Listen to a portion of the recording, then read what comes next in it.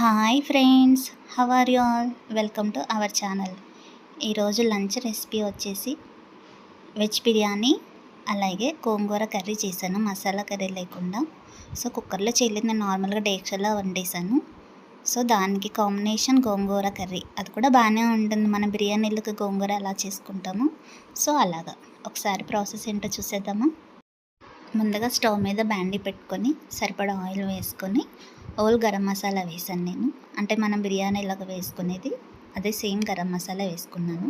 అలాగే ఒక onion cut చేసి వేసుకున్నాను, ప్లస్ అలాగే 4 పచ్చిమిర్చి కూడా యాడ్ చేసుకున్నాను. సో ఇవన్నీ వేయించుకోవాలి. అలా వేయించుకున్న తర్వాత నేను కొద్దిగా అల్లం తురుముకొని వేసుకున్నాను. సో అది కూడా పచ్చి స్మెల్ పోయే వరకు వేయించుకోవాలి.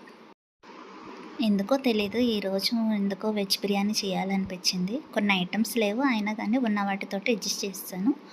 అవేంటో చూద్దాము. నేనైతే ప్రస్తుతానికి ఆలు, అలాగే ఒక 2 క్యారెట్స్ అండ్ 2 బీట్రూట్ కూడా తీసుకున్నాను నేను. దాంట్లోకి ఇంకా మన ఫ్రెంచ్ బీన్స్ అలాగే బఠానీ, పుదీనా కూడా యాడ్ చేసుకోవచ్చు. సో నా దగ్గర అవి స్కిప్ లేవని ఉన్న వెజిటేబుల్స్ తోటే బిర్యానీ స్టార్ట్ చేశాను. సో మొత్తం మీద ఇవైతే వేసాను. తర్వాత కొత్తిమీర వేసుకున్నాను. కొత్తిమీర కూడా వేసుకొని బాగా వేయించుకోవాలి. వేయించుకున్న తర్వాత 1 గ్లాస్ ఆఫ్ రైస్కి 2 గ్లాస్ ఆఫ్ వాటర్ యాడ్ చేసుకోవాలి. సో నేను సరిపడా రైస్కి సరిపడా వాటర్ యాడ్ చేసుకుంటున్నాను. సో ఇవి బాగా వేగిపోయినాయి. వేగిన తర్వాత వాటర్ యాడ్ చేసుకోవాలి. అలాగే రైస్కి సరిపడా సాల్ట్ కూడా వేసేసుకొని నీళ్ళు మరిగే వరకు మరగబెట్టుకోవాలి. సో అలా వాటర్ మరిగిన తర్వాత మనం ముందుగా నానబెట్టుకున్న రైస్ని కూడా ఇందులోకి యాడ్ చేసుకొని ఒక 5 మినిట్స్ హై ఫ్లేమ్లో, తర్వాత ఒక 20 మినిట్స్ మీడియం ఫ్లేమ్లో పెట్టుకుంటే అంతే, బగారా రైస్ రెడీ అయిపోతుంది. సో మరో పక్క నేను గోంగూర కర్రీ చేద్దామనేసి ఆనియన్ కట్ చేస్తున్నాను. సో నేను ఆల్రెడీ ముందుగానే గోంగూరని బాయిల్ చేసి పెట్టుకున్నాను ఒక బౌల్లోకి. సో ఇప్పుడు ఒక 3 ఆనియన్స్ తీసుకొని కట్ చేసుకుంటున్నాను. ఆనియన్స్తో పాటు ఒక 4 పచ్చిమిర్చి కూడా యాడ్ చేసుకుంటున్నాను. సో ఇప్పుడు స్టవ్ మీద కడాయి పెట్టుకొని ఒక 2 టేబుల్ స్పూన్ ఆయిల్ వేసుకొని కొద్దిగా ఆవాలు, జీలకర్ర, అలాగే మనం కట్ చేసి పెట్టుకున్న ఆనియన్స్తో పాటు నేను వెల్లుల్లి కూడా యాడ్ చేసుకున్నాను. వెల్లుల్లి అలాగే తగినంత సాల్ట్ కూడా యాడ్ చేసుకొని సాఫ్ట్గా కుక్ అయ్యే వరకు కుక్ చేసుకోవాలి. అలాగే నేను ఒక 3 టమాటాస్ని కూడా తీసుకున్నాను. సో అవి కూడా కట్ చేసుకొని పీసెస్ కింద యాడ్ చేసుకొని వాటితో పాటు కరివేపాకు అలాగే పచ్చిమిర్చి కూడా యాడ్ చేసుకున్నాను. సో ఇవన్నీ సాఫ్ట్గా కుక్ అయ్యే వరకు కుక్ చేసుకోవాలి.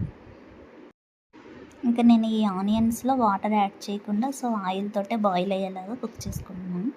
సో అలాగే డీప్ ఫ్రై లాగా చేసుకోవాలి. అలా బ్రౌనిష్ వచ్చే వరకు ఫ్రై చేసుకోవాలి. అలా డీప్ ఫ్రై అయితేనే కర్రీ బాగుంటుంది.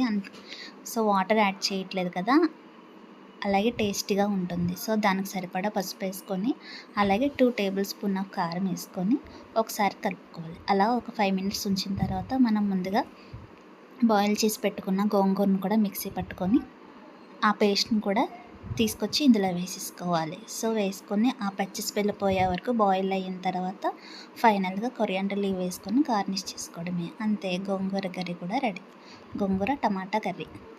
సో అలాగే ఇది రైస్లోకి బాగుంటుంది నార్మల్గా. సో ఇలాగా బగారా రైస్ చేసుకున్న, వెజ్ బిర్యానీస్ ఇలా చేసుకున్నా కూడా బాగుంటుంది కర్రీ. బిర్యానీలో కాంబినేషన్ గోంగూర కంపల్సరీ కదా. సో నాన్ వెజ్తో పాటు గోంగూర కూడా ఉంటుంది కదా. సో అలాగే ఇది కూడా బాగుంటుంది. సో బగారా రైస్లోకి గోంగూర బాగుంటుంది. ఒకసారి మీరు కూడా ట్రై చేసి కామెంట్ సెక్షన్లో కామెంట్ చేయండి. అలాగే ఈరోజు మాది బ్రేక్ఫాస్ట్ వచ్చేసి ఉత్తప్పం. ఓన్లీ నా వరకే బ్రేక్ఫాస్ట్ ఇది. మా బేబీకి కూడా దోశ బ్యాటర్లోనే ఏబిసిడీలు వేయమంది. సో అలా వేసాను. నేనైతే ఉత్తప్పం వేసుకుంటున్నాను. మా వారైతే సద్దన్నం తీసుకున్నారు. సో ఆయన సద్దన్నమే తింటారు డైలీ. దోశ బ్యాటర్లో కొద్దిగా బేకింగ్ సోడా వేసుకొని బాగా బీట్ చేసుకున్న తర్వాత ప్యాన్ పైన వేసేసుకొని క్యారెట్, ఆనియన్స్, పచ్చిమిర్చి, అల్లం తరుగు అలాగే కొద్దిగా జీలకర్ర వేసుకున్నాను, అంతే. నాకు తెలిసి అయితే ఉత్తప్పం ఇలాగే వేసుకుంటారని తెలుసు.